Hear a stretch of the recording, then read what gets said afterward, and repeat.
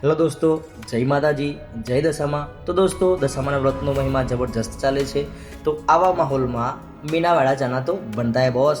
તો ચાલો તમને લઈ જાઉં મીનાવાડામાં દશામાના ધામ. તો દોસ્તો, આજના બ્લોગમાં મીનાવાડામાં દશામાના દર્શન કરીશું.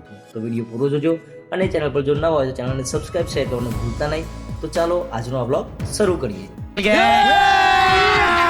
अभी मजा आएगा ना भिड़ो। તો દોસ્તો, આપણે નીકળી ગયા છે મીનાવાડા ધામ જવા માટે મારી નાનકડી ફેમિલી સાથે, ને એ પણ આપણી વાલી બાઇક સ્પ્લેન્ડર પર.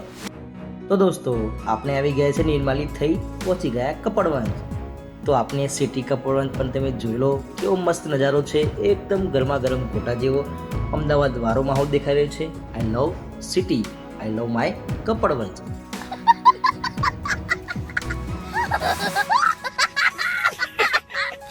ચાલતા જતા શ્રદ્ધાળુઓમાં પણ છે જબરો ઉલ્લાસ, માને મરવાનું, માના દર્શન કરવાનું.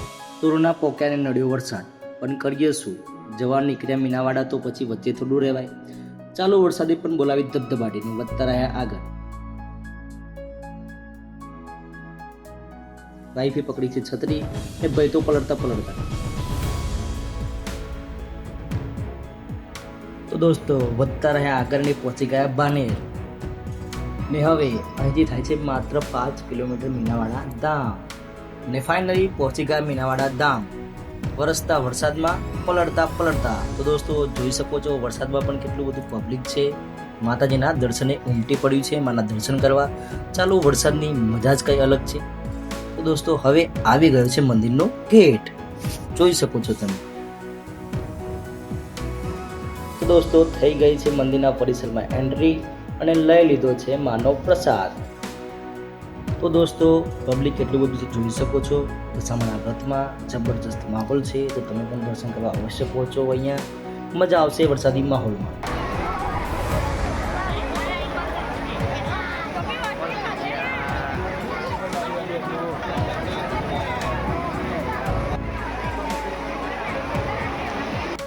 તો દોસ્તો, દૂર નથી હવે મંદિર.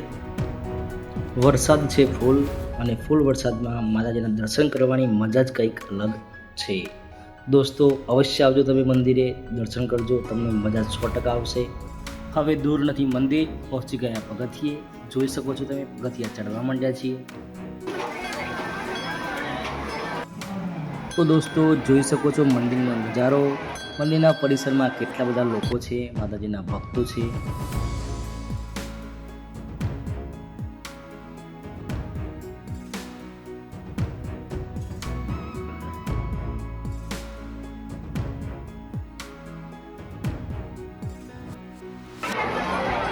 માતાજીના ફોટા પડવાની મનાઈ છે. જય માતાજી. તો દોસ્તો, લોચા વાગી ગયા, કેમ કે મંદિરની અંદર વિડીયો ફોટા પાડવાની મનાઈ છે. મને રિમાઇન્ડ પણ કર્યો હતો, કેમ કે હું વિડીયો શૂટ કરતો હતો. જેમ તેમ કરીને કર્યા દર્શન.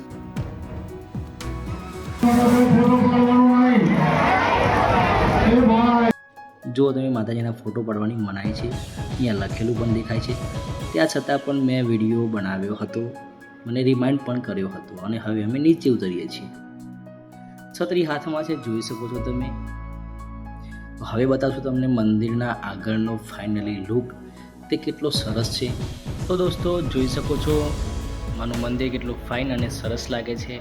અને ચોમાસાના મોસમમાં જો તમે મંદિરે આવો છો તો તમારા છોકરાઓને અવશ્ય ઘરે મૂકીને આવજો, કેમ કે હું મારા 3 બેબીસને લઈને આવ્યો હતો, પણ ઘણો હેરાન થઈ ચૂક્યો હતો. તો તમે પણ એવું ના કરતા અવોઇડ કરજો. મને ખબર હતી કે વરસાદ આવવાનો હશે, એટલા માટે હું એમને લઈને આવ્યો હતો. પણ વરસાદ આવી ગયો પછી તો શું કરીએ, પછી તો નીકળ્યા હતા દશામાના દર્શન કરવા માટે, તો જવું જ પડે ફાઇનલી. તો દોસ્તો, આજનો આ બ્લોગ તમને કેવો લાગ્યો કમેન્ટ કરજો, શેર કરજો, અને જો નવા હોય ચેનલ પર તો ચેનલને સબસ્ક્રાઈબ સપોર્ટ કરવાનું ભૂલતા નહીં.